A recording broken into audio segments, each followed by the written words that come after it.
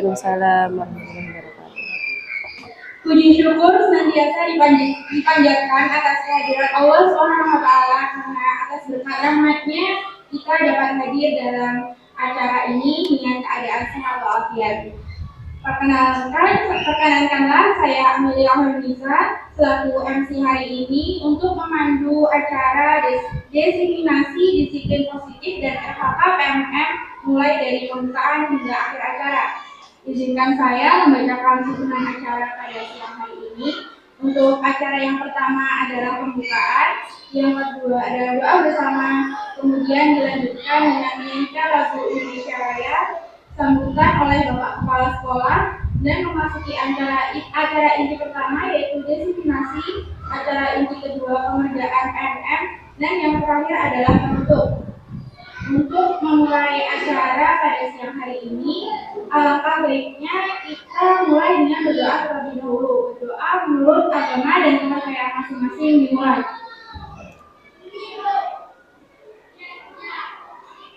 Berdoa tidak pernah dibutuhkan.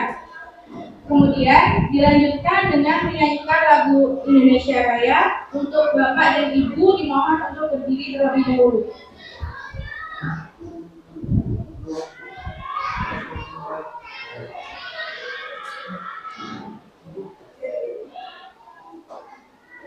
Oh ini belum. Ininya udah full belum ya? Ini mikrofonnya.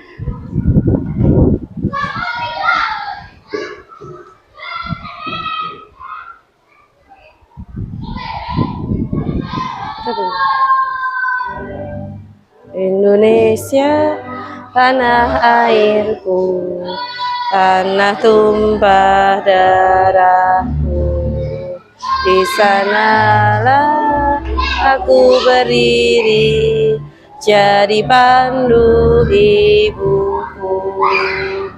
Indonesia kebangsaanku, bangsa dan tanah airku, marilah kita berseru, Indonesia bersatu. Hiduplah tanahku, hiduplah negeriku, bangsaku, rakyatku semuanya. Bangunlah jiwanya, bangunlah badannya untuk Indonesia Raya. Indonesia Raya, merdeka, merdeka, tanahku, negeriku yang ku cinta. Indonesia Raya, merdeka, merdeka, hiduplah Indonesia Raya. Indonesia Raya, merdeka, merdeka, tanahku, negeriku yang ku cinta. Indonesia Raya, merdeka, merdeka, hiduplah Indonesia Raya. Hadirin dimohon untuk duduk kembali. Selanjutnya adalah kata sambutan dari Bapak Tiakmoko selaku Kepala Sekolah SD Negeri 1 Karangasem. Waktu dan tempat kami persilahkan. Pakai LCD-nya Bang Boten.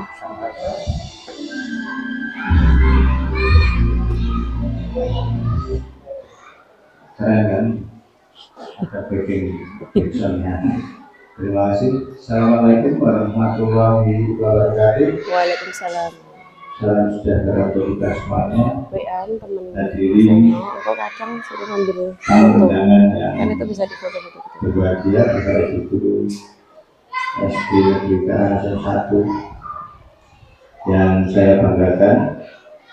Puji dan syukur kita panjatkan kepada Allah Subhanahu wa Ta'ala pada siang hari ini kita bisa berkumpul, diberi nikmat sempat dan diberi nikmat sehat dalam rangka diseminasi Disiplin angkatan 11, di mana acara ini adalah acara yang kedua setelah kemarin minggu yang lalu penyampaian visi dan misi. Mari kita dukung kegiatan Bu Munawarah Handayani sampai nanti akhir kegiatan, akhir proyek CBD-nya yang insya nanti menjadi titik yang akan memperkuat barisan di SD Negeri Karangasem 1.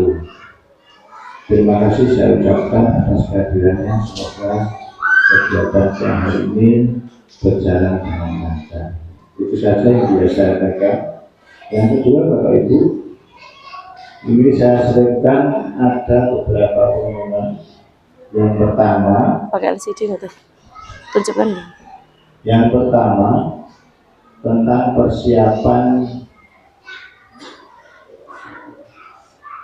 Olimpiade MIPA nanti dilaksanakan pada tanggal 28 di SD Negeri Bejo. Namun sebelumnya nanti tanggal 22 akan dilaksanakan uji coba Olimpiade online. Iya, Kamis. Olimpiade online. Nanti kalau bisa saya pinjam kelas 2, Mbak Elina.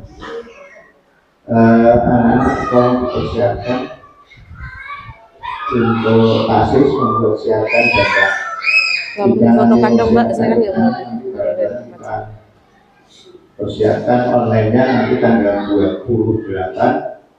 Anak-anak ke Lecor, saya tolong Mas Adi dan Mbak Mina, ya, karena 2 gelombang gelombangnya berbeda-beda. Jam 8 sampai 10 nanti IPA dulu, matematika dulu, berbeda dengan anak jam 10.30 sampai pukul 12. Kemudian berikutnya Bapak Ibu saya menambahkan kembali besok pagi undangan untuk Pak Beni PPTK, silakan dihadiri. Kemudian persiapan untuk mengenai dari Bunda tersayang Bunda Icah, tolong Bapak Ibu siapkan arsip rapor. Nanti coba kita cari untuk dikumpulkan untuk pengisian berinduk dan kunci induk. Saat ini sudah dalam tahap penyelesaian ya Pak. Saya lihat sudah mulai dikerjakan. Kemudian nanti pada sesi berikutnya Bapak Ibu, kami mohon semuanya mengerjakan RHK PLM. RHK PLM seperti semester yang lalu ini periodenya periode Juli sampai Desember. Data yang ada pada saya ini sudah tambah masuk Mas Abadi di Prakosa, meskipun tadi tak cek di Mbak ini belum muncul email sama username sama passwordnya. Tunggu dulu ya, karena 24 jam bisa nyanyol ke sini tapi username password dan belum. Kemudian Bu Asriani, ini Mbak Bernadika Ika itu ada 3. Saya butuh kesaksian dari Mbak Munawar. Terus Bu Eni Suwarni itu ada 2. Pensiun nih. Pensiun ya Mbak Ika ya. Kemudian Mbak Elina cukup 1, kemudian Pak Imam Mukti. Bu Isniati itu ada 3. Pak Joko Pramono, Bu Nabil Satina, Mbak Beni, kemudian Bapak Michael Tugio. Bener ya. Tapi untuk nasional itu kan dari negara PLN. Kemudian Mbak Munawar 1, Bu Sati 1, Pak Sis 1, Pak Joko 1. Coba nanti kemudian mengerjakan, mungkin nanti lainnya tersingkir. Guru kami itu total semuanya termasuk saya. Ini kok datanya 20. Tapi aku biaya ya Bu. Ini biaya Pak Michael itu dia ya Bu. Kemudian jadi ini nanti setelah Mbak Munawar selesai, nanti kita berusaha untuk mencoba mengerjakan RHK di semester Juli sampai dengan Desember 2024. Kiranya hanya itu yang bisa saya sampaikan hari ini. Oh ya, tambahan untuk nanti Bu Yakin tanggal 28 sudah ada undangan saya, tapi tempatnya di mana itu? Nah, si Pak Budi nanti kemarin ini ya dikasih masak juga. Ada ini Arobulis, ya, anak-anak membawa laptop semua dia juga sudah membawa laptop. Nanti berarti satu sudah ada, satu nanti harus pulang. Oke, demikian Bapak Ibu, mohon maaf ada kekurangan. Bila berjaya. Assalamualaikum warahmatullahi wabarakatuh. Terima kasih Bapak atas sambutannya. Untuk memasuki acara inti yang pertama yaitu diseminasi yang akan disampaikan oleh Ibu Muna. Kepada Ibu Muna, waktu dan tempat kami persilakan. Cek. Ya, mohon izin ya Bapak Ibu semuanya. Mohon izin ya Pak Kepala. Assalamualaikum warahmatullahi wabarakatuh. Segala puji bagi Allah yang telah mempermudah kita sehingga kita bisa berkumpul di sini dalam acara diseminasi pemahaman dan penerapan disiplin positif oleh saya sendiri. Ini adalah merupakan tugas guru penggerak nih. Kalau Bu Ika sudah berpengalaman di guru penggerak dulu, kalau Bapak Ibu semua masih ingat, jadi Bu Ika juga pernah melakukan diseminasi ya Bu Ika ya, di kelas 1 waktu itu. Sekarang kita mengulang lagi. Kalau kemarin belum ikut, sekarang ikut. Kalau kemarin lupa, sekarang diingatkan kembali. Jadi mungkin kalau yang di sini sudah pernah, mungkin Bu Is juga di Kleco pernah ya Bu Is ya? Belum pernah ya? Alhamdulillah, ini berarti mungkin pengalaman yang pertama gitu bagi peserta yang belum. Mengingatkan juga kalau belum absen bisa absen yang tadi diputar. Begitu, mohon izin kami di sini akan menyampaikan disiplin positif, tapi tidak mengurangi rasa hormat kami. Kami bukanlah yang paling baik di antara panjenengan semua. Kami hanyalah dalam proses belajar. Yang di depan saya ini, di samping saya adalah guru-guru hebat, guru-guru profesional. Ilmunya otomatis lebih tinggi daripada kami, gitu ya. Jadi bukan yang berdiri di sini adalah yang paling pintar, bukan. Kami adalah juga masih dalam tahap belajar, gitu. Jadi nanti kalau di tengah-tengah acara ada kekurangan, ada kesalahan atau ada kesalahan, mohon untuk masukannya, mohon untuk tanggapannya. Begitu ya Bapak Ibu. Sebelumnya kita ice breaking dulu biar semangat.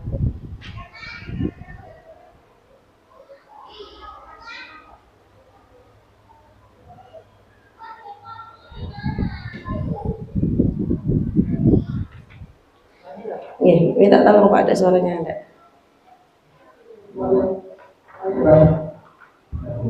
Jadi kami mau maka langsung diangkat dan yang pemegang harus mendapatkan yang bersama ya, betul ya? Ya. Coba dengarkan. Harimau. Ini kita sistemnya gandengan dengan teman sebangku ya. Nanti gantian. Yang satu dibuka tangannya, yang satu taruh tangannya ke teman sebelah. Ya. Kalau saya bilang harimau, berarti yang satu siap-siap nangkep, siap-siap menghindar. Dimatiin aja nggak apa-apa ya? Sudah siap semuanya? Tangannya berpasangan? Ya. Berpasangan dengan sebangku, nanti dibalik begitu ya. Sudah siap? Kalau saya bilang harimau, maka siap-siap menangkap dan menghindar. Ya, siap-siap ya. Ini siapa yang menangkap, siapa yang menghindar? Tidak ada. Boleh 1 jari, boleh 5 jari. Boleh. Sudah siap? Sudah siap belum? Tangannya diangkat, nggak kelihatan kelompoknya Mbak Erlina. Iya. Oke, sudah siap? Oke. Sudah siap? Katanya harimau, ya, harimau. Siap? 1, ini percobaan dulu ya. 1, 2, 3. Harimau. Ada yang ketangkap? Oh, ini ketangkap. 1 dulu. Ya, kalau ketangkap gimana? Di gantian yang nangkap. Kalau udah ketangkap gantian. Sudah siap lagi? Sudah siap? Belum. Hari Sabtu, bukan harimau. Jadi yang harimau ya, yang Bapak Ibu ayo konsentrasi, siang-siang udah waktunya ngantuk, biar tidak ngantuk. Sudah siap?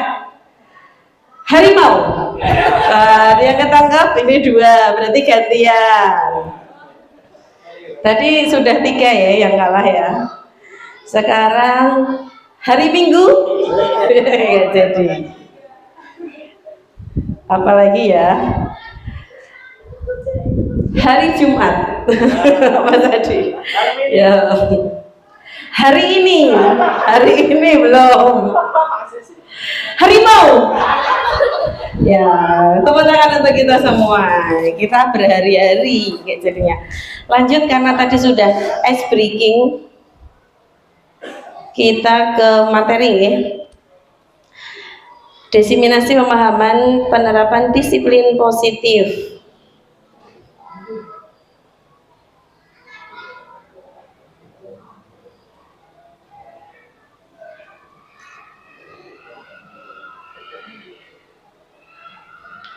Sekarang kita ke slide selanjutnya. Ya, untuk hari ini apa saja yang akan kita bahas? Yang pertama ada disiplin positif, kemudian nilai-nilai kebajikan universal, ada motivasi perilaku manusia, ada keyakinan kelas, kebutuhan dasar manusia, posisi kontrol guru, segitiga restitusi. Ini kita belajar bersama-sama. Nanti kalau ada yang penting, boleh dicatat, boleh direkam, boleh dipakai pembelajaran di kelas. Begitu nih, Bapak Ibu sepakat? Sepakat ya. Kita lanjut, nanti kalau ngantuk boleh izin ke kamar mandi dulu. Boleh jajan di Mas Mama juga boleh.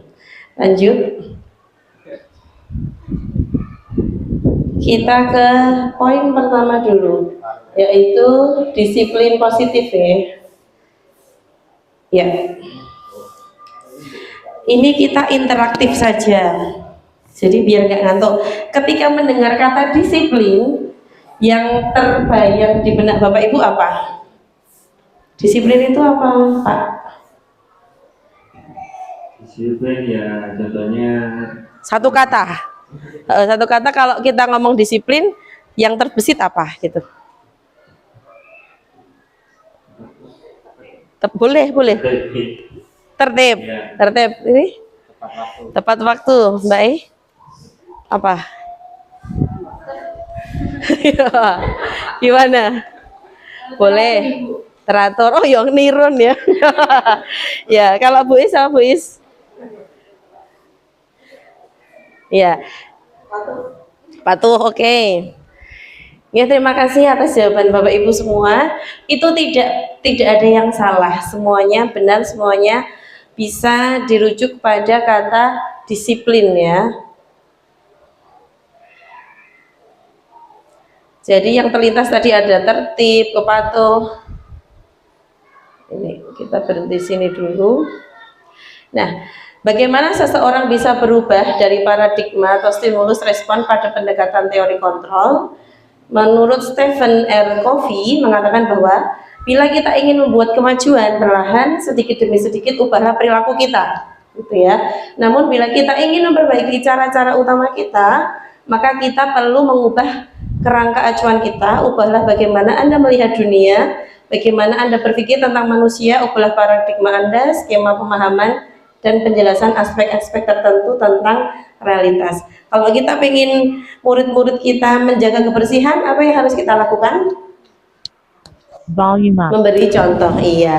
Kalau pengen murid kita selalu tertib baris atau apa gitu, kita juga harus disiplin dari diri sendiri dulu. Kita tidak bisa meminta anak-anak untuk berdisiplin kalau gurunya belum disiplin. Ya.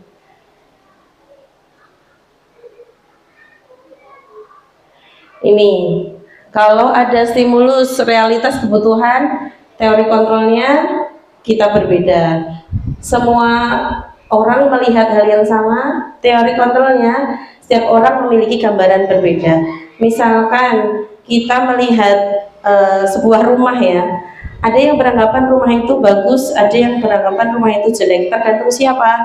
Tergantung yang melihat, bukan tergantung pada rumah itu. Sama saja kalau kita melihat kondisi siswa, oh si A ini nakal gitu kan, Tergantung kita dari sudut pandang mana melihat anak itu. Kalau kita tahu latar belakangnya, ternyata anak itu tidak nakal, ternyata anak itu tidak tertib, cuma ada banyak faktor di belakangnya. Nanti kita bahas di dalam di selanjutnya yang sering kita temui di kelas masing-masing.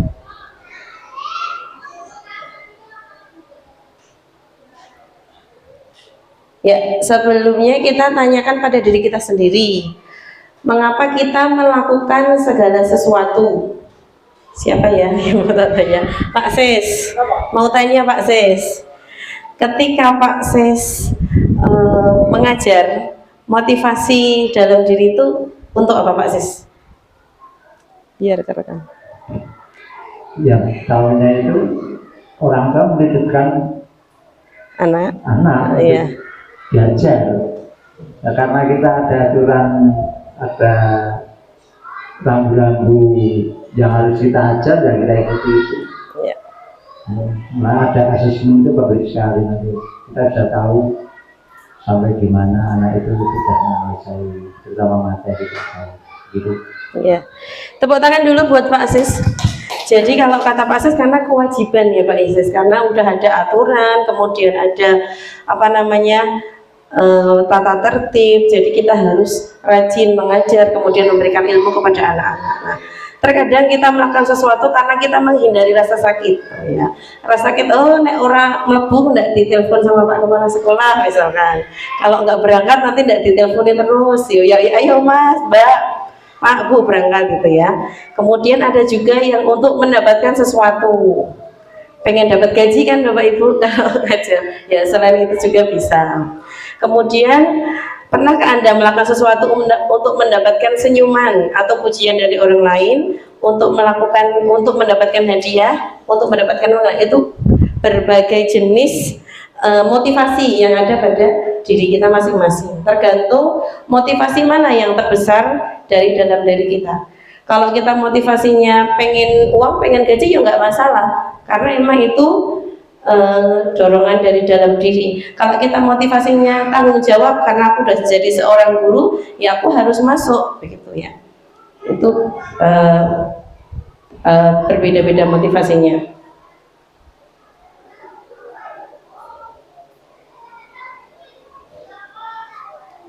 Ini kata Pak Ki Hajar Dewantoro, Bapak Pendidikan kita.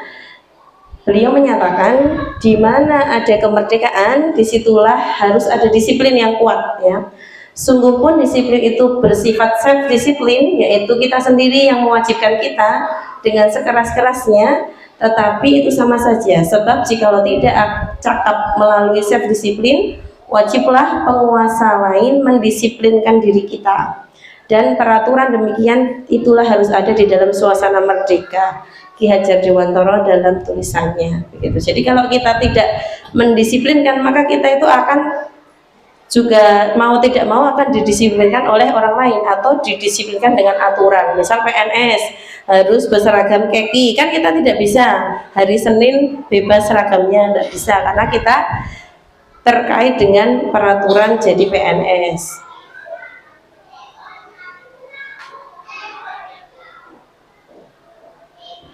Ini tujuan disiplin positif adalah menanamkan motivasi ketiga. Yang pertama tadi kan motivasinya takut teguran. Motivasi kedua pengen dapat hadiah. Motivasi ketiga yang kayak Pak Sis tadi, karena penuh tanggung jawab. Nah, kita di sini ingin menanamkan disiplin positif kepada anak didik, ya. Motivasi ketiga untuk menjadi orang-orang yang mereka inginkan dengan penuh tanggung jawab, kemudian mereka bisa menghargai diri sendiri dan nilai-nilai yang mereka percaya. Oh, aku ini berangkat sekolah kan bukan karena takut Bapak Ibu guru, bukan karena pengen dapat uang saku dari orang tua, tapi mereka pengen pinter, pengen punya ilmu pengetahuan. Jadi mereka motivasi berangkat sekolahnya kuat. Itu yang pertama, sudah selesai. Sekarang kita kedua, nilai-nilai kebajikan universal. Ada beberapa hal yang di sini. Sebelum menginjak ke sana, nilai-nilai kebajikan apa yang pernah didengar? Tadi baris 1 sudah ditanya ya, baris 2 sekarang. Nilai kebaikan apa Bu Erlina yang pernah didengar? Nilai kebaikannya menghormati, kasihkan sini, menghargai, boleh bebas, nilainya bebas. Cinta, kasih sayang. Cinta, oh butuh cinta dan kasih sayang. Lanjut. Tanggung jawab. Bu Sartini apa Bu Sartini? Saling mengenal pada semua. Oh ya, saling mengenal, toleransi gitu ya. Mbak Ica apa?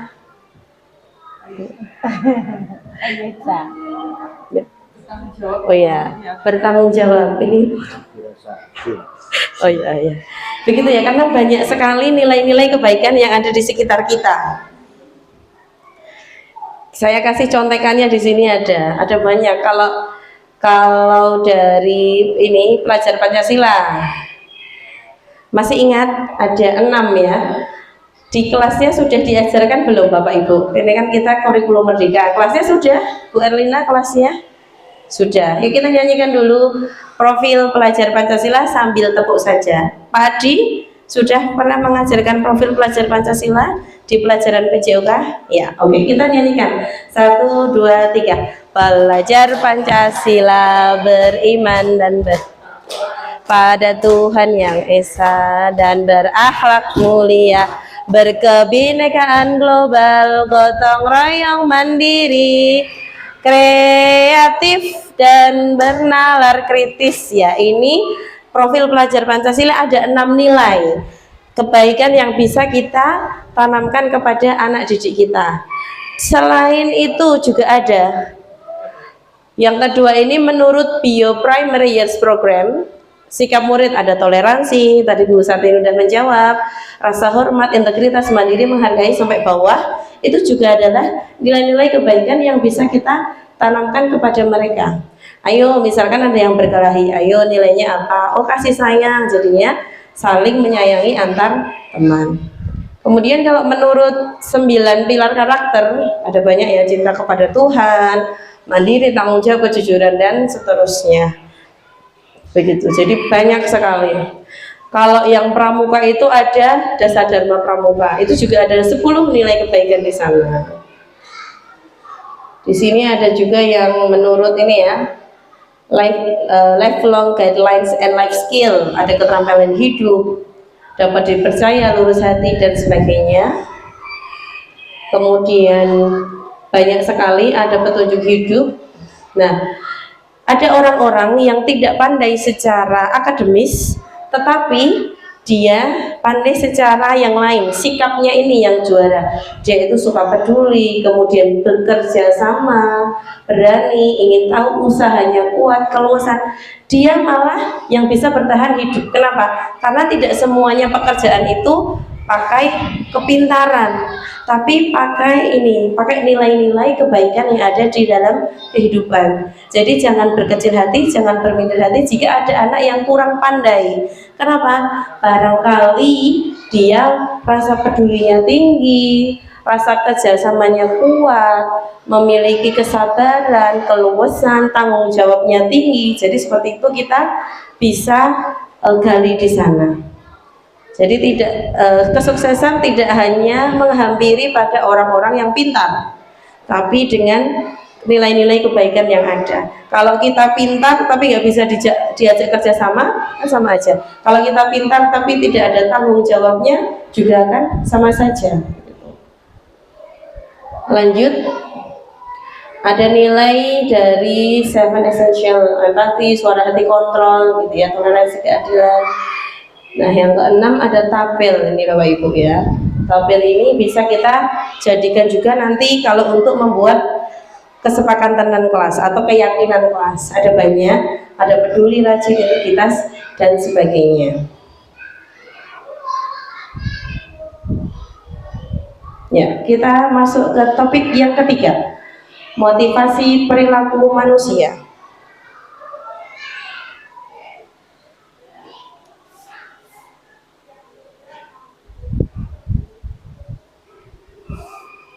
Ya, sebagai seorang guru, saat hadir mengajar di kelas tepat waktu, Motivasi apa yang mendasari? Mas Aji, kalau jamnya PJOK segera masuk kelas apa kuse-kuse?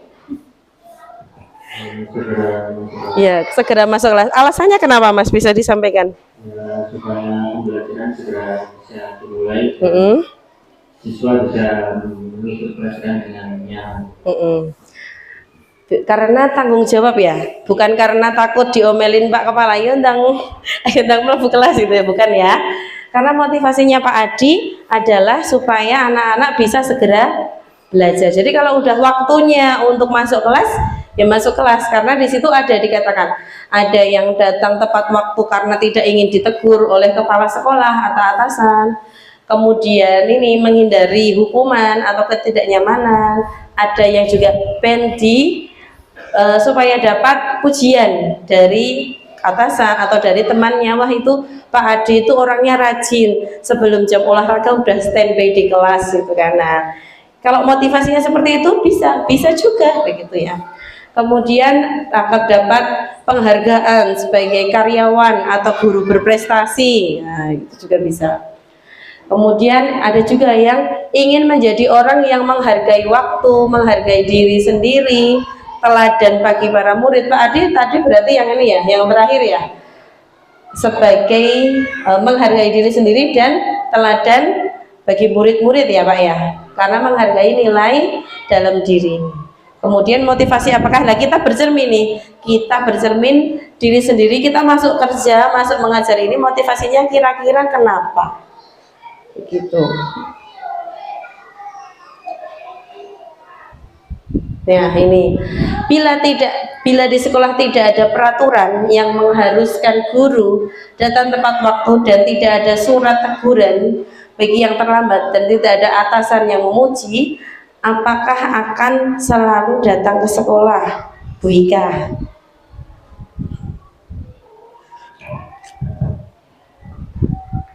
Iya, tetap selalu datang ke sekolah karena merupakan tanggung jawab sebagai seorang.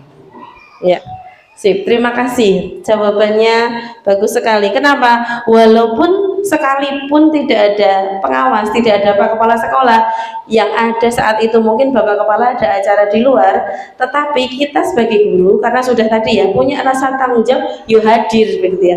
Bukan absen langsung pergi jalan-jalan atau absen langsung pergi belanja sayur, enggak, kita ngajar dulu gitu ya. Jadi walaupun tidak ada kepala sekolah, walaupun tidak ada aturan, tapi karena kita sudah punya rasa tanggung jawab, kita pasti hadir untuk mengajar anak-anak begitu.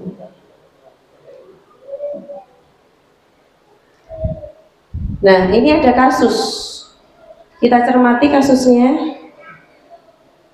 Saya bacakan. Ibu Anas dan muridnya ya. Iva kurang menguasai pelajaran matematika, sehingga pada saat pelajaran tersebut dia banyak berdiam diri atau menggambar di buku pelajaran. Pernah melihat ya anak-anak yang tidak suka matematika kemudian nggak memperhatikan saat matematika. Kemudian saat itu guru matematikanya namanya Pak Pak Seno ya. Pak Seno ini menyampaikan pertanyaan pada Iva. Nah, kemudian Ivanya gugup dan tak sengaja tasnya jatuh dari kursi. Nah, tiba-tiba gugup pada saat berupaya menjawab, nggak bisa Pak gitu kan. Nah, seluruh kelas pun akhirnya tertawa melihat perilaku Iva yang bicaranya tergagap dan terkejut tersebut. Nah, Pak Seno saat itu membiarkan teman-temannya Iva menertawakan Iva yang tergagap dan malunya luar biasa si Iva ini. Malahan minta Iva untuk maju. Udah diguyu sekelas, suruh maju, berdiri, tunjuk hidung. Bagaimana yang terjadi? Nah, karena tidak bisa menjawab pertanyaan dari Pak Seno, kelasnya makin gaduh, anak-anak pun tertawa melihat Iva di depan kelas memegang ujung hidungnya. Kasihan nggak Eva ini? Nah, setuju tidak dengan tindakan Pak Seno tersebut? Gimana Mbak? Setuju nggak Mbak? Setuju. Kenapa kok setuju? Karena mungkin Mm-mm. Senonya itu Apa? Bebas. Enggak. Oh iya. Bu Is, setuju tidak dengan tindakan yang dilakukan Pak Seno tadi? Suaranya biar masuk. Tidak setuju. Kenapa Bu Is tidak setuju? Ya karena kalau itu memalukan, Mempermalukan. Iya, malah jadi minder ya. Oke, ya. Terima kasih jawabannya Bu Is ya. Tadi ada yang berpendapat setuju karena kan nggak apa-apa, itu hak guru, di kelas ya terserah guru. Ada yang berpendapat tidak boleh, tidak setuju karena mempermalukan muridnya. Menurut ini Bapak Ibu guru sekalian, tindakan Pak Seno terhadap Iva itu adalah sebuah hukuman atau konsekuensi. Gimana Pak Ardi? Tadi kisahnya tadi yang dilakukan Pak Seno memberikan perilaku kepada Iva termasuk hukuman atau konsekuensi ya? Menurut jenengan? Kalau menurut saya itu adalah sebuah konsekuensi ya. Jadi misal guru kelas memberikan sebuah soal dan lalu siswa tidak bisa menjawab, itu konsekuensi untuk siswa karena tidak bisa menjawab pertanyaan atau soal dari kelas seperti itu. Ya. Terima kasih atas jawabannya dari Pak Ardi, begitu ya. Kita lihat apakah sebuah hukuman atau konsekuensi yang diberikan Pak Seno. Sekarang saya mau acungkan tangan dulu. Yang menurut panjenengan itu tadi hukuman, angkat tangan. Yang menurutnya hukuman siapa? Yang menurut panjenengan konsekuensi siapa? Yang nggak ada yang nggak ada yang abstain, yang tidak bersuara. Antara hukuman sama konsekuensi ada bedanya. Yang menurut panjenengan tadi yang Pak Seno tadi merupakan hukuman, angkat tangan. Kalau yang tadi merupakan konsekuensi, oh ya, jawabannya 2 boleh ya wes.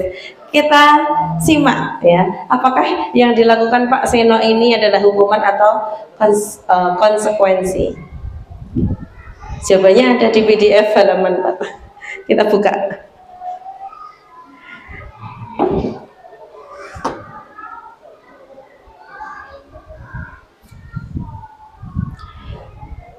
Jadi di sini ya, ini ada hukuman, konsekuensi, restitusi. Saya perbesar ya.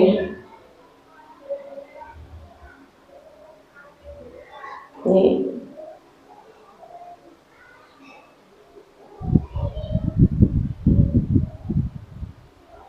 Ya, dalam menjalankan aturan tadi ya ada kelas. Ini kita lihat. Kelihatan tidak? Tambah besar ya. Ya.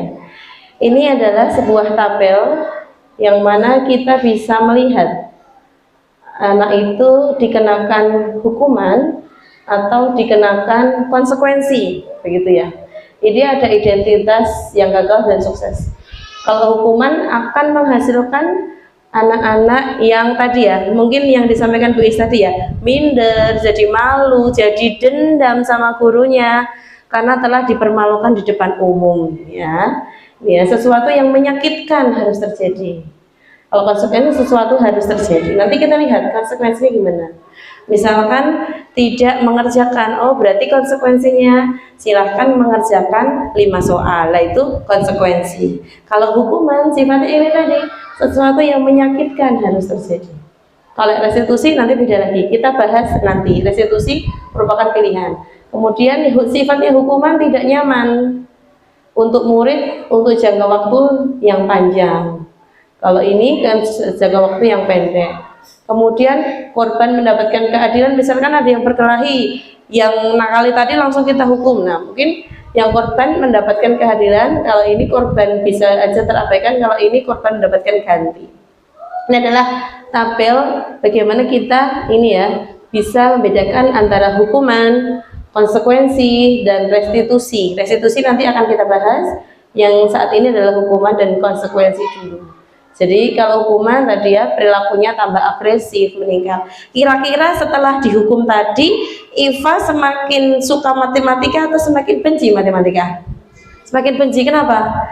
karena dendam sama gurunya, karena dia dipermalukan. Iya, harusnya gimana?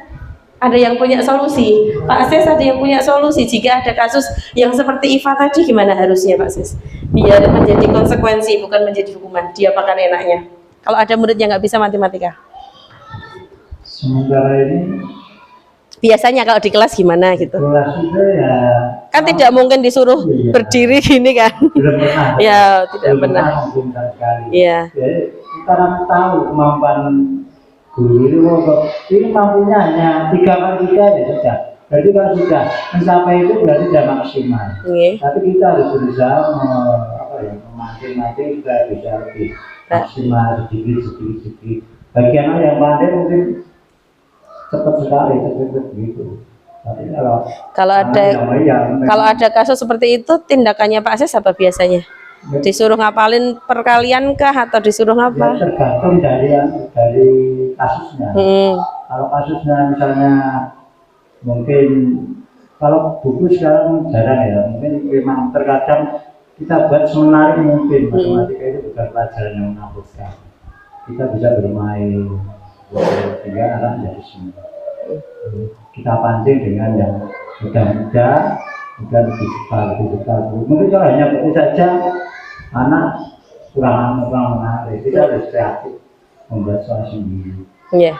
Begitu. Iya. Terima kasih Pak Sis atas jawabannya. Kalau jawabannya Bu Erlina gimana Bu? Kalau ada anak yang nggak bisa, nggak harus matematika, biasanya diapakan? Yang nggak bisa.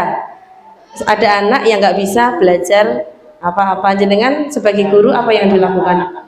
Memarahinya kah atau menghukumnya atau tindakan yang lain? Kalau yang nggak bisa ya saya bimbingan sendiri. Jadi dikasih pelajaran tambahan gitu ya. Oke, terima kasih jawabannya Bu Erlina dan Pak Sis, begitu ya. Ini kasus yang sering kita hadapi sehari-hari kok. Kita lanjut ke slide berikutnya.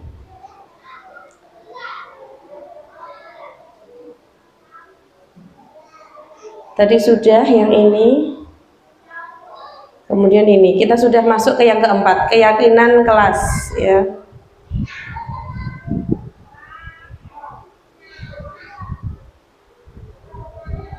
Ya.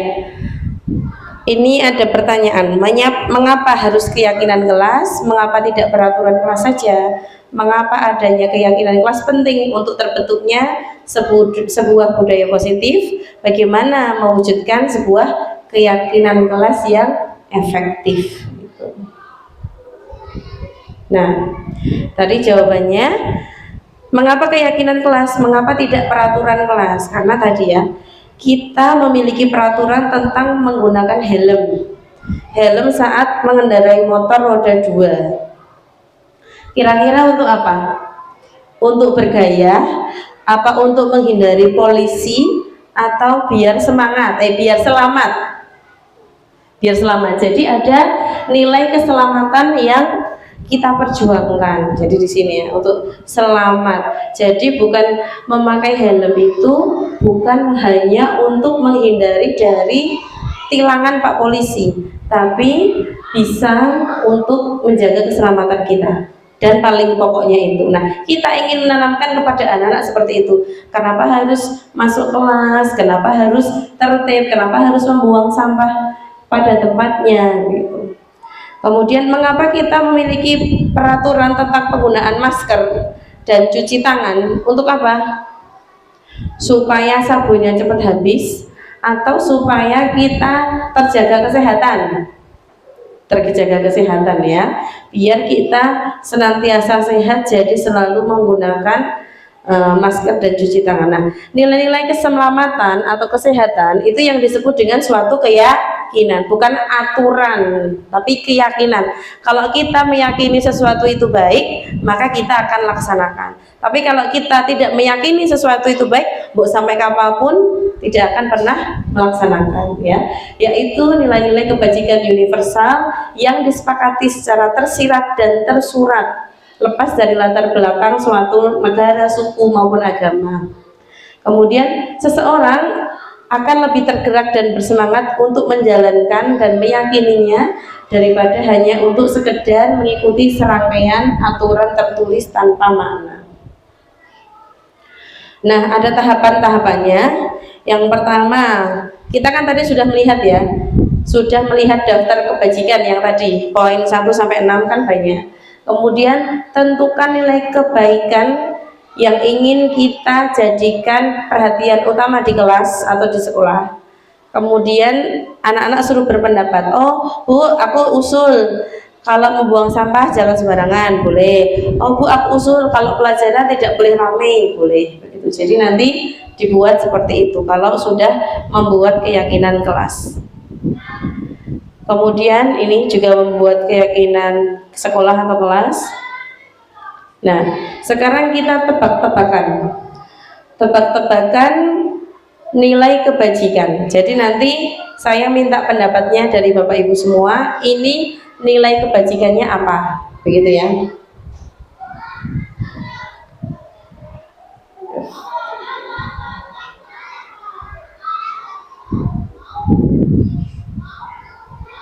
Ya, kembalikan barang ke tempatnya. Kira-kira nilai kebajikannya apa? Ada yang usul? Apa? Tanggung jawab. Ini nanti kasihkan temen yang bisa nebak ya. Kita ketik tanggung jawab. Nanti karena bisa muncul jawabannya.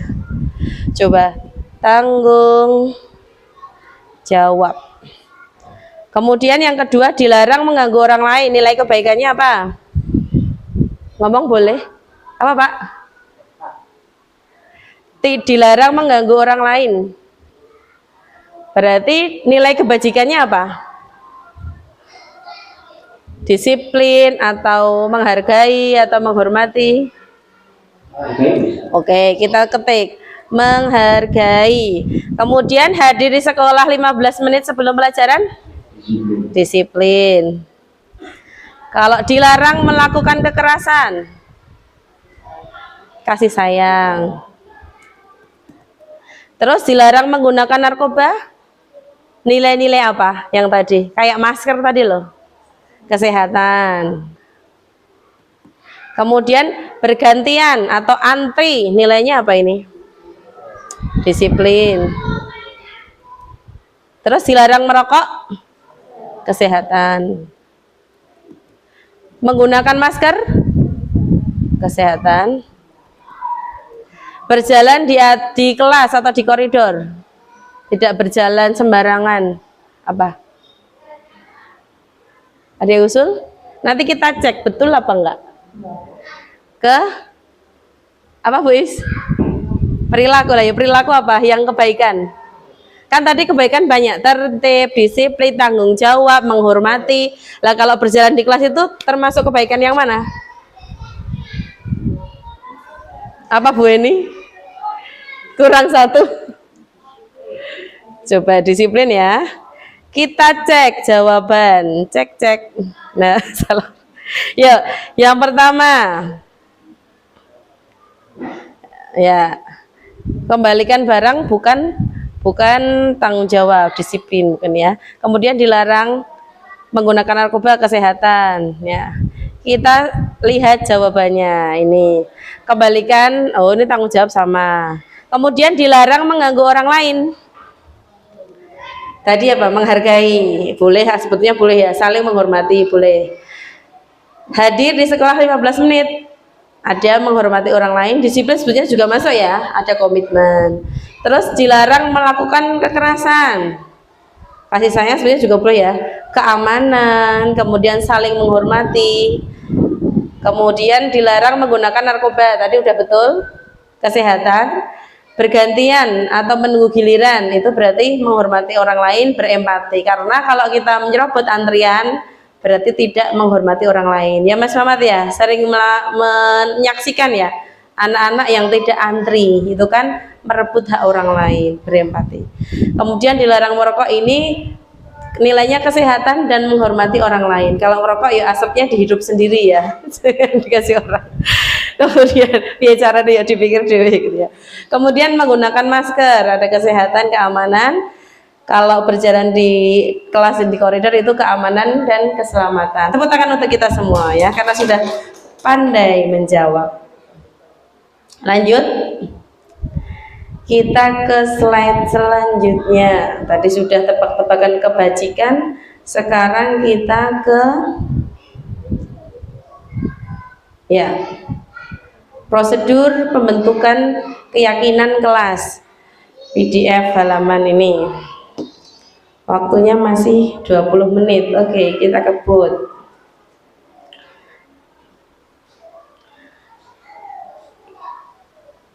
Ini. Nah, prosedurnya tadi ya sudah disampaikan. Caranya gimana? Cara membuat kesepakatan ini ya, kesepakatan di kelas masing-masing. Jadi mempersilahkan warga kelas atau murid ya untuk bercurah pendapat. Pak, saya mau usul gimana kalau aturannya 1, tidak boleh jajan di luar sekolah, misalkan boleh. 2, tidak boleh membuang sampah sembarangan. Itu kita jajak pendapat dengan murid-murid yang ada di kelas kita. Kemudian mencatat semua masukan-masukan murid. Kemudian ini susunlah keyakinan kelas menjadi kalimat yang positif. Misalkan kalimat yang negatif jangan berlari di kelas, kalimat negatif menjadi positifnya berjalanlah di kelas atau koridor. Jadi misalkan jangan membuang sampah sembarangan, negatif atau positif? Negatif. Kita jadikan kalimat positif apa? Buanglah sampah pada tempatnya, begitu ya. Jadi nanti ini Bapak Ibu semuanya, terutama wali kelas, bisa membuat keyakinan kelasnya masing-masing gitu. Kalau keyakinannya sudah ada, bisa nanti ditempel di dinding, anak-anak suruh apa gitu. Jadi keyakinan kelasku 1 disiplin, 2 tanggung jawab. 1 kata aja nanti mereka bisa mengaplikasikannya. Kita lanjut.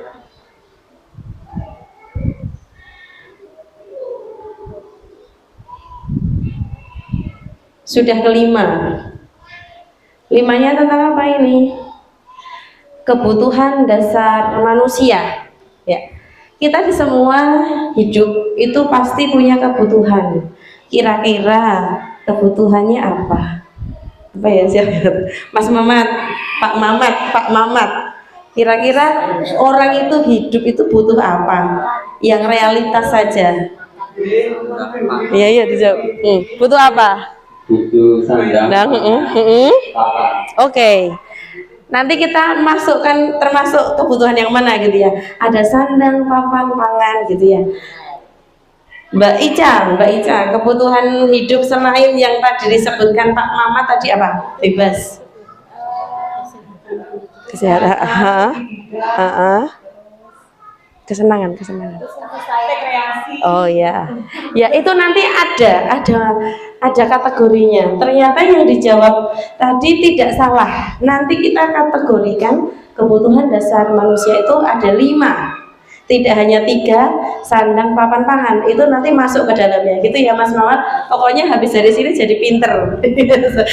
Kita lanjut. Kebutuhan dasarnya apa saja? Begitu. Tadi yang disebutkan Mbak Ica juga betul, tidak salah, gitu ya. Nah, sebelum kita masuk jenis-jenis kebutuhan hidup manusia, ada pertanyaan dulu seperti biasa. Ibu Ambar atau Ibu Erlina itu kan kelas 2 di SD Pelita Hati sedang bingung menghadapi ulas salah satu murid di kelasnya, namanya Doni atau Kevin atau yang lain lah ya. Beberapa anak di kelas 2A telah datang padanya dan mengeluhkan si Doni ini seringkali meminta bekal makan siang kepada mereka dengan paksa. Mungkin pernah ya Bapak Ibu sekalian di sini punya pengalaman ada anak yang suka minta-minta jajan, minta-minta makanan dari teman yang lain tapi memaksa ya. Jika Anda menghadapi situasi seperti Ibu Ambar, apa yang akan Anda hadapi? Apa yang akan Anda lakukan? Kira-kira alasannya Doni melakukan hal itu apa? Bu ini mau tanya. Kira-kira Apa Bu Eni? Misal Bu Eni jadi Bu Ambar, ada anak yang suka mintain jajan, apa yang dilakukan Bu Eni? Jawabannya bebas aja. Oh ya, menanyai alasan kenapa kok mintain jajan gitu ya. Habis itu pertanyaan selanjutnya, kira-kira alasannya Doni melakukan itu apa menurut Bu Eni? Kira-kira? Oh, karena Doni pengen jajan, pengen ngincipi berbagai makanan yang dari teman-temannya. Mungkin Doni belum pernah makan yang seperti itu ya. Oke, terima kasih tepuk tangan buat Bu Eni. Jadi kata Bu Eni tadi ya, Bu Eni tanya dulu, Don, kamu kenapa kok mintain jajan teman-temanmu gitu ya? Kemudian Doni menjawab, aku pengen kok Bu. Nah, udah masuk seperti itu. Nah, ini pertanyaannya. Nah, seluruh tindakan manusia melakukan sesuatu itu pasti punya tujuan tertentu. Semua yang kita lakukan adalah usaha terbaik kita untuk mendapatkan apa yang kita inginkan. Termasuk si Doni tadi, mereka melakukan minta-minta kepada teman yang lain. Tujuannya untuk apa? Untuk karena pengen tadi ya, Bu Eni ya, ketika kita mendapatkan apa yang kita inginkan, sebetulnya saat itu kita sedang memenuhi salah satu atau lebih dari satu kebutuhan dasar kita. Kira-kira kalau pengen, kebutuhan dasarnya apa? Makan ya, pengen makan berarti butuhnya makanan ya. Nah ini adalah bagan atau skema 5 kebutuhan dasar manusia. Kita mulai dari tengah dulu. Tadi yang disampaikan Pak Mamat, apa tadi? Sandang, papan, pangan, ini masuk yang mana? Ya, masuk bertahan hidup, karena manusia tidak bisa hidup tanpa makanan, tanpa minuman, tanpa pakaian, tanpa tempat. Nah, itu adalah kebutuhan kita untuk bertahan hidup. Ya. Kemudian yang disampaikan Mbak Ica, tadi termasuk yang apa? Apa saja tadi? Pendidikan, terus rekreasi. Berarti kalau rekreasi itu ini ya, kesenangan ya. Aku butuh ke mall ya, berarti kebutuhan untuk kesenanganku harus diwujudkan. Aku butuh nonton bioskop, ya diwujudkan. Kenapa? Karena ini adalah sebuah kesenangan. Tidak mungkin manusia itu tanpa kesenangan. Setiap manusia pasti punya kesenangan masing-masing. Kalau Pasis, kebutuhan kesenangannya apa? Nyanyi. Sudah, itu harus disalurkan. Kenapa? Karena suatu kebutuhan jika tidak disalurkan maka akan terpendam. Maka kita tidak mungkin akan melakukan sesuatu yang lain yang sebetulnya itu pengen menyampaikan kebutuhannya. Tadi ada yang pendidikan, kesenangan. Tadi ya pengen rekreasi, itu termasuk kesenangan. Terus ini tadi ada kasih sayang, rasa diterima. Kita hidup di dunia kan pengennya dihargai orang lain, disayangi oleh orang lain, pengen diakui keberadaannya. Ini kan kepenguasaan, kebebasan. Jadi ada 5. Kalau ada anak yang seperti Doni tadi, itu kira-kira mana tadi? Penguasaan, kesenangan, bertahan hidup, kasih sayang, atau kebebasan?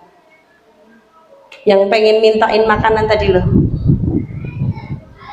gimana? Ya, bertahan hidup kalau dia alasannya hanya pengen makanan. Tapi kalau dia jawabannya gini, lah kan aku Bu, pengen seneng karena pengen ngerjain teman. Nah, berarti dia kebutuhannya kesenangan. Jadi tergantung dia jawabannya apa. Iya. Ya, kita simak PDF 24.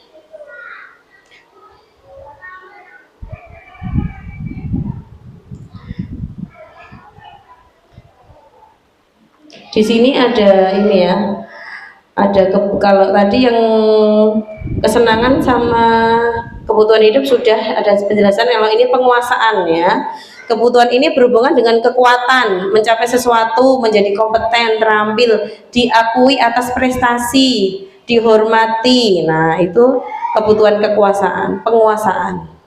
Kemudian kalau kebutuhan kebebasan, bandingkan kita dengan orang-orang yang sedang dipenjara. Di penjara itu menginginkan apa kebutuhannya? Kebebasan. Kenapa? Karena tidak bebas untuk pergi ke sana kemari.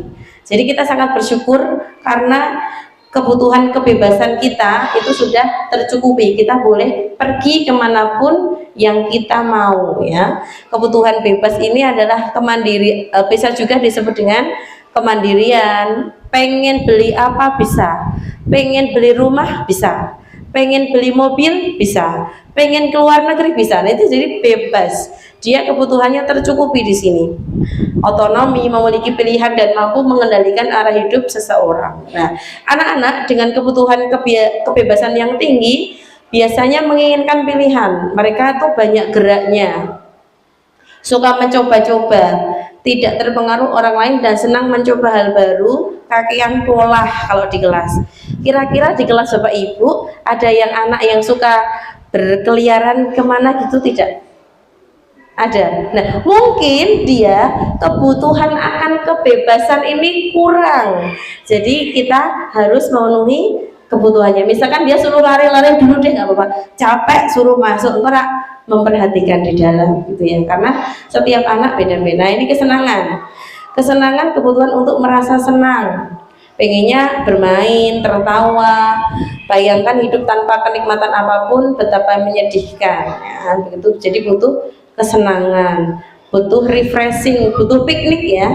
Kita agendakan piknik ya Pak, karena guru-guru juga butuh kesenangan begitu. Begitu kebutuhannya. Pikniknya di mana nanti dirapatkan. Karena kita juga sebagai manusia biasa butuh lima-limanya tadi, butuh 5 kebutuhan tadi. Nah, ini ada permainan lagi. Sebutkan kebutuhan apa yang sedang berusaha dipenuhi oleh murid. Nanti saya tampilkan beberapa kasus. Nanti Bapak Ibu menebak ya. Kira-kira anak ini sedang butuh apa, gitu ya. Siap permainannya? Ya, 4F.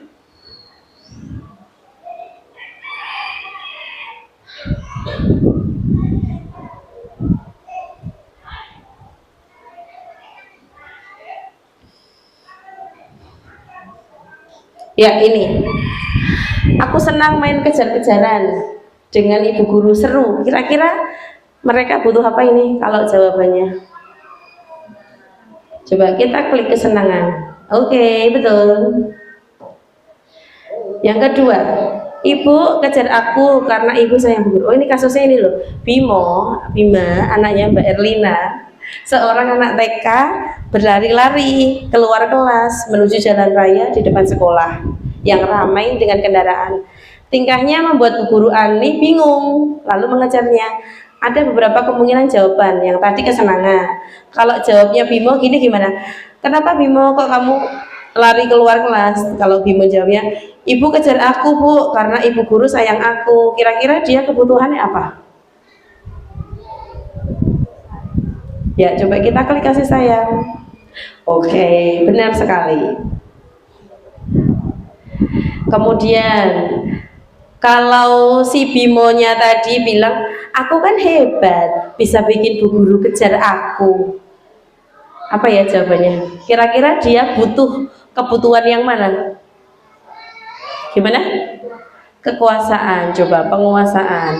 Karena bisa ngejar, bisa membuat Bu Gurunya mengejar ya. Oke. Centang, oke.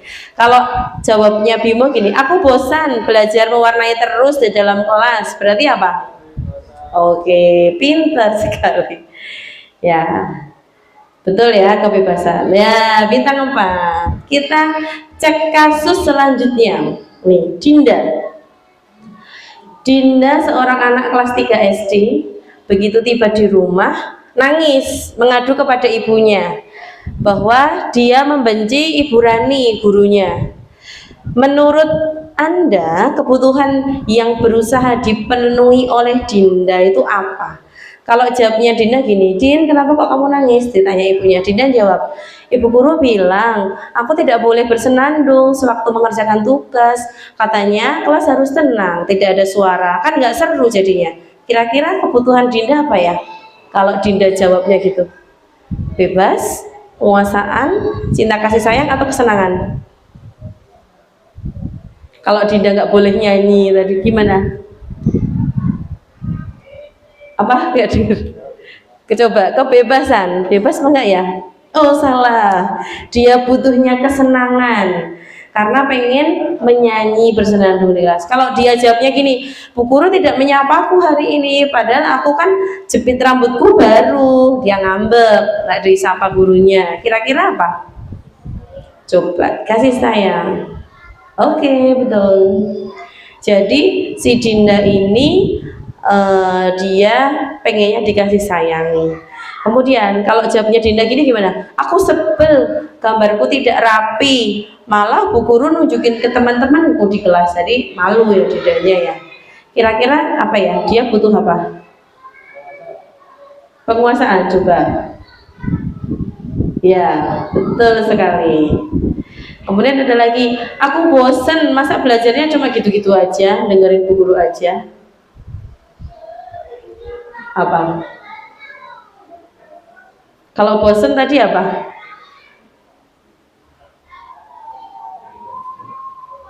Kebebasan, coba. Oke, betul, jawabannya kebebasan. Oh, ada yang salah tadi ya? Ini tadi. Kita lanjut. Saya minta waktunya karena tadi mulainya jam 2 kurang seperempat. Yang bagian saya nanti selesainya 3 kurang seperempat kurang lebih. Karena minimal harus 60 menit. Mohon maaf nih. Kemudian ini kasus selanjutnya. Tahun ini Dimas genap berusia 17 tahun. Dia senang sekali ketika ayahnya mulai mengajarkan cara menyetir mobil. Setiap akhir pekan ia berlatih. Ia terlihat senang sekali sampai akhirnya dia bisa menyetir mobil dengan baik dan lancar. Ketika ibunya bertanya kepada Dimas, apa yang membuatnya ingin menyetir mobil, ingin bisa nyetir mobil? Lalu Dimas menjawab, menyetir mobil itu seru Bu. Kira-kira kebutuhan apa yang sudah dicapai oleh Dimas ini? Seru berarti apa?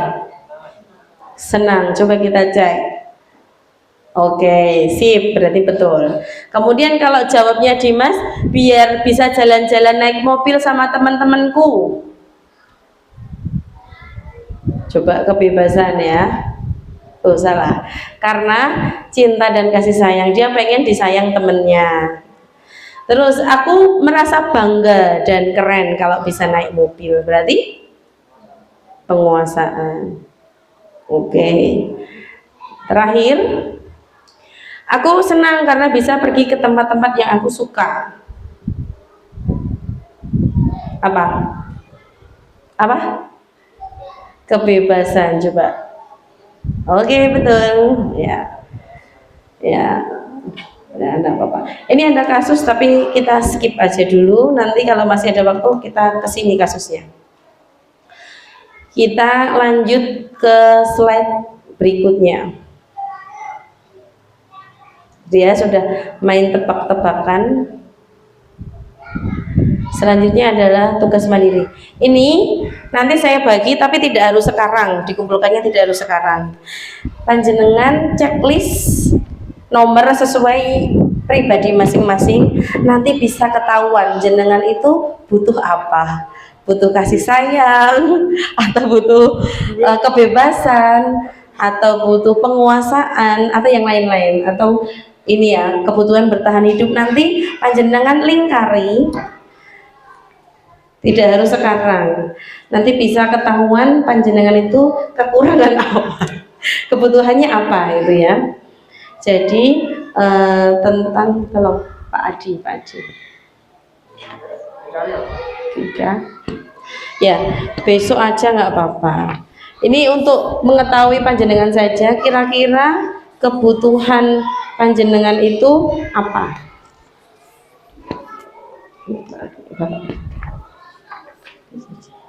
Oke, ini buat saya. Jadi nanti di rumah atau di sini setelah ini bisa dilingkari ya. Oh, saya senang berteman. Kira-kira benar? Apa kadang benar? Apa sangat benar? Oh, saya mudah berbicara. Dilingkari ya. Kalau sudah nanti di endingnya skor, tolong diisi. Nanti saya bisa tahu, oh panjenengan ini sebetulnya butuh apa. Butuh uang Bu, semuanya butuh uang. Oh butuh kasih sayang atau butuh kesenangan. Nanti kalau hasilnya kebanyakan butuh kesenangan, nanti kita usul kepada Pak Kepala Sekolah. Pak, guru-guru SD sini hal yang belum tercukupi kesenangan, nyuwun piknik Pak, gitu misalkan. Kalau itu kesenangan, kalau yang lain mungkin bisa dengan solusi yang lain. Nah, ini juga bisa diterapkan kepada anak-anak didik kita. Dikasih angket seperti ini, mereka kira-kira kebutuhannya apa? Ya, lanjut. Udah keenam, posisi kontrol guru. Ya, lihat video sebentar.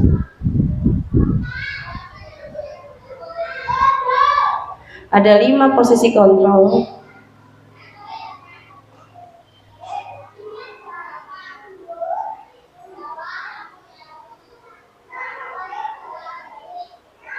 Suaranya bisa ya Pak ya?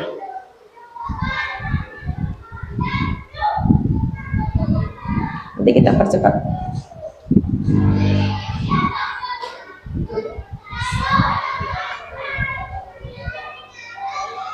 Sudahi Pak.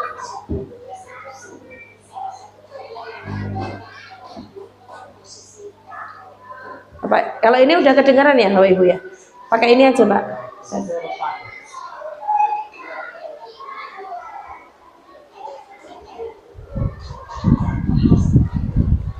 5 posisi kontrol, langsung aja kasusnya.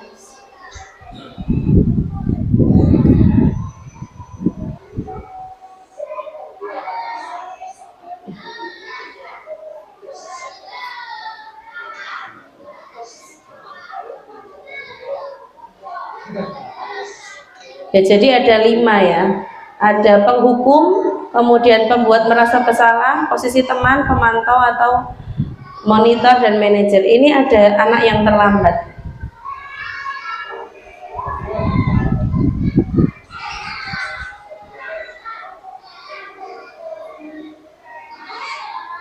Ibu gurunya marah.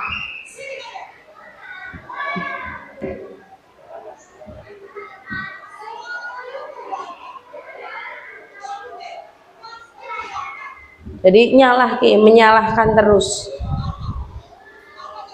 Nah, ini berarti guru sebagai posisi penghukum ya. Marahin ya.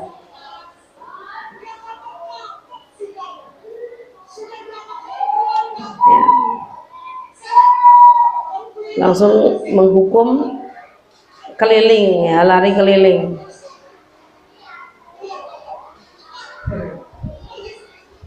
Nah, dampaknya apa? Ada dampaknya ini. Murid menjadi dendam ya sama guru, kemudian tidak menyukai guru atau tidak menyukai mata pelajaran yang diampu. Tadi kayak kasusnya Iva tadi, nggak suka sama gurunya, kemudian tidak suka mata pelajarannya. Karena apa? Karena dia udah tatu ya, hatinya sudah terluka oleh gurunya. Kemudian kita posisi kedua, terlambat lagi, apa yang dikatakan gurunya?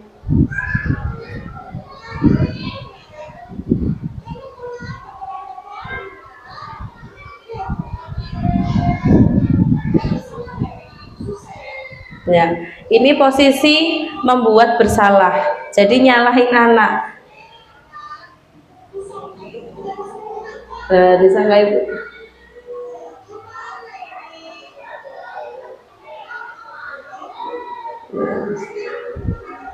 Nah, ininya apa? Cenderung membuat murid merasa bersalah. Jadi, oh aku ini salah, aku ini jelek, aku ini tidak disiplin. Kemudian rendah hati, menarik diri dari lingkungan seperti itu. Kemudian ini posisi kontrol yang ketiga. Cengar-cengir ya. Nah, beda kan? Karena gurunya ini memposisikan sebagai teman. Allah nggak apa-apa, nanti tak tulis saja nggak terlambat ya gitu. Karena dia memposisikan diri guru sebagai teman. Lalunya yang kenceng lagi ya biar nggak telat kan gitu. Ada dampaknya juga. Dampaknya apa? Dampaknya suara guru lebih ramah, kemudian cenderung bersendau gurau. Nah, posisi temannya ini murid akan bergantung kepada satu orang. Kalau pas jaga bu itu alah koncoku dewe. Tapi nanti kalau gurunya yang jaga beda, wah dia mesti sikapnya juga beda. Kemudian murid tidak mandiri dan tidak bisa berpikir untuk diri sendiri. Kemudian posisi kontrol selanjutnya ini sebagai apa? Pemantau atau manajer. Lebih tegas ya.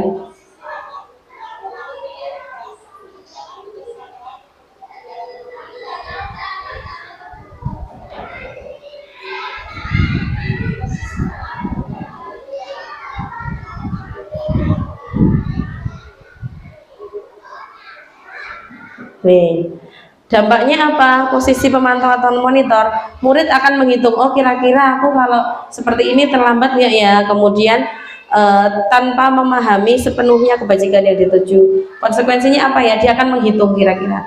Kemudian tidak sepenuhnya mandiri. Tapi yang terakhir adalah posisi sebagai ini manajer ya.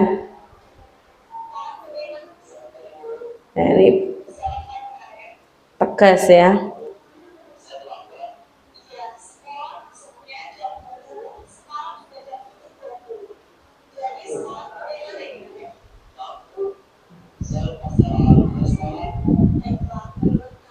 Ya ditanya keyakinan sekolah mana gitu.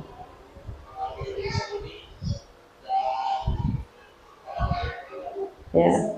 Dengan seperti itu dia akan lebih terbangun lagi kesadaran, oh aku ini salah, oh ini ya. Posisi manajer, suara manajer netral, tidak emosional, tidak terlalu ramah dan tidak bernada tinggi. Tercipta identitas positif dan berhasil.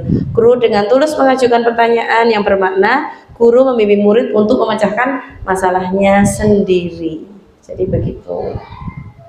Harus tahu posisi kita sebagai guru. Kemudian kita percepat.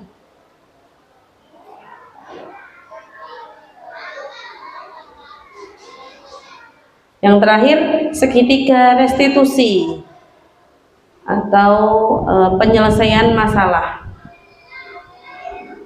Ya, menurut Diane Goshen dalam bukunya Restructuring School Discipline 2001 telah merancang sebuah tahapan untuk memudahkan para guru dan orang tua dalam melakukan proses penyiapan anaknya melalui segitiga restitusi. Apa saja prosesnya? Ini yang pertama adalah menstabilkan identitas. Pernah kemarin ada anak ya kelas 5 ini ya Mas ya, nyoklek pipa ya Mas Mamat ya. Ya, kemudian saya tak tanya, nah nggak apa-apa, kan dia udah mengakui kesalahan. Terus saya bilang, nggak apa-apa, setiap orang pasti pernah melakukan kesalahan. Kamu bukan satu-satunya yang pernah melakukan hal ini. Jadi kita stabilkan dulu emosinya, nggak langsung dar. Pokoknya dicuri gini-gini, nggak boleh. Nanti anak langsung takut. Nah, kita terapkan segitiga restitusi ini. Stabilkan identitas. Kemudian validasi tindakan yang salah. Tentu kamu punya alasan. Coba ceritakan alasannya kenapa. Tadi gini Bu, ternyata gini. Oh, ternyata itu bukan sepenuhnya salah si anak. Oh, ternyata dia ingin berbuat apa, malah terjadi apa. Jadi dia validasi tindakan. Oh, tapi kamu tahu tindakanmu itu salah. Gitu. Habis setelah selesai divalidasi, kita proses selanjutnya, yaitu menanyakan keyakinan kelas apa, atau kamu pengennya seperti apa? Aku pengennya ganti Bu gitu kemarin, tapi kemudian saya tanya Bu Ika, tanya Pak Kepala, tidak usah ganti, karena itu dia sudah bertanggung jawab, mau mengakui kesalahan, nanti pihak sekolahnya akan mengganti. Nah, jadi kita terapkan segitiga restitusi itu untuk kasusnya anak-anak ya. Nah, langkah yang pertama, stabilkan identitas itu semua. Nah, kita semua akan akan tahu. Kemarin saya sempat membuat ini sudah aja sebuah video. Saya restitusi kepada anak yang ini.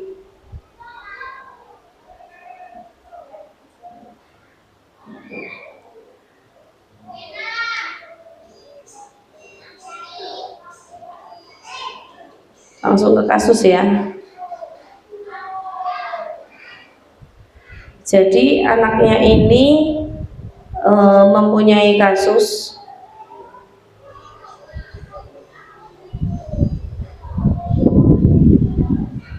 sedang ulangan. Setelah ulangan saat ulangan apa yang terjadi? Salah satu anak mencontek. Nah, ini walaupun acting tapi udah pada pintar acting. Dia japlak buku.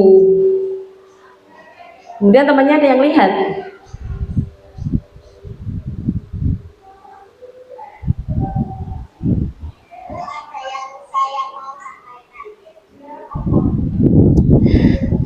Terus dia menyampaikan temannya, akhirnya apa yang dilakukan?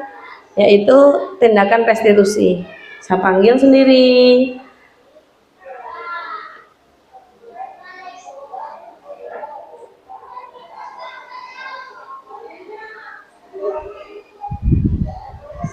Ya, jadi dia paham bahwa dia telah mengalami kesalahan dan mau memperbaikinya. Jadi nggak langsung diam. Kemudian kita ke kasus kedua. Ada anak yang bolos ceritanya. Bolos apa namanya? Ini sedang bolos pelajaran bahasa Inggris. Dia izin. Nah, terus dia laporan tuh. Ini ada yang laporan gurunya, Bu Munah gitu. Kira-kira gimana ini aktingnya kemarin? Bu Elina. Nah, kemarin jadi si anak bolos saat pelajaran bahasa Inggris, pura-pura jadi guru bahasa Inggris itu. Nah, terus direstitusi. Nah, kemudian yang dilakukan anak apa? Kita restitusi kembali. Jadi anak mengakui kesalahannya, meyakini kekurangannya dan bisa memberikan solusi atas permasalahan yang dihadapi. Begitu ya Bapak Ibu? Karena ini sudah waktunya selesai, ini kita udah slide berapa ini? Oke, thank you, terima kasih. Ya.